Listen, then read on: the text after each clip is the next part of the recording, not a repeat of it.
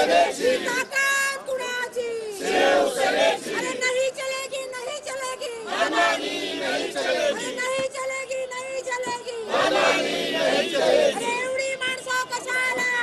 एवढी माणसं कशाला?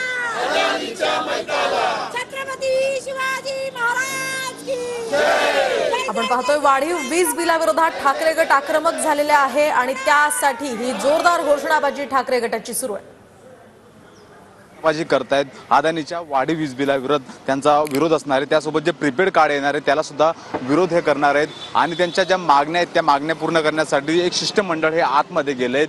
नंतर बाकीचे कार्यकर्ते ते बाहेर उभे राहून वाट बघतायत.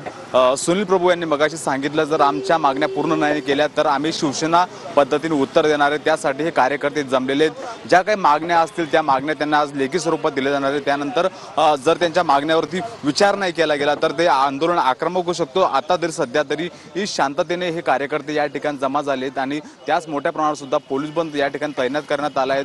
पोलिसांच्या 2 गाड्या त्यासोबतच अनेक पोलीस या ठिकाणी ही गेटवरती उभे आहेत आणि हे कार्यकर्ते या ठिकाणी आपल्या नेत्यांचा आदेश काय त्या ऐकण्यासाठी आलेत. बैठकीत काय होतं, बैठकीत झाल्यानंतर काय तोडगा निघतो हे झाल्यानंतर पुढची भूमिका ठरवली जाणार आहे. आणि आता सध्या तरी हे कार्यकर्ते या ठिकाणी आतमध्ये काय बैठक चालू आहे त्या बैठकी चा तोडगा काय निघतो हे बघण्यासाठी ही बघतायत. त्यासोबत घोषणाबाजी सुद्धा या कार्यकर्त्यांकडनं केली जाते. जे अदानीकडनं लूट चालू आहे असं या कार्यकर्त्यांनी आरोप केलाय. संपूर्ण कार्यकर्ते आतमध्ये जाण्यासाठी प्रयत्न करत होते मात्र फक्त विशिष्ट मंडळी आतमध्ये गेले आणि त्यांची अदानीच्या जे